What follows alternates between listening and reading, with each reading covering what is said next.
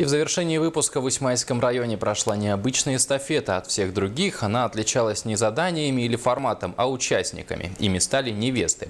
Облаченные в свадебные наряды, они выяснили, кто из них самая ловкая и спортивная. За соревнованиями наблюдала наша съемочная группа.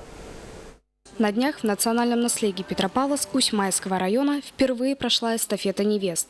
Идея проведения этого мероприятия принадлежала работникам этнокультурного центра «Сетим», которые хотели разом собрать такую красоту. У нас сегодня проходит эстафета невест.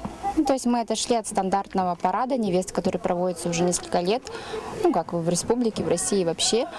И решили провести такое более спортивное, но все равно с ноткой красоты и женственности. Хотелось бы, чтобы такое мероприятие было ежегодным, может в дальнейшем даже районным, я не знаю. Можно, наверное, его уже считать районом, если у нас участвует 2 поселка.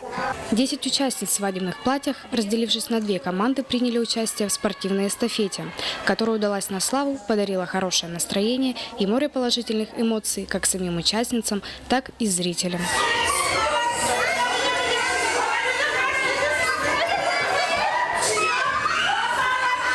Мероприятие очень прошло весело. Мы с девчонками собрались и друг друга больше узнали, можно даже так сказать. Мы теперь каждый друг друга поддержим, потому что такая эстафета была, что мы друг друга поддерживали. Впечатления очень хорошие и приятные. Когда пригласили вас участвовать, сразу согласились?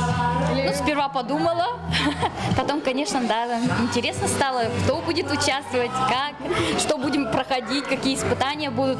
А так весело, классно, здорово.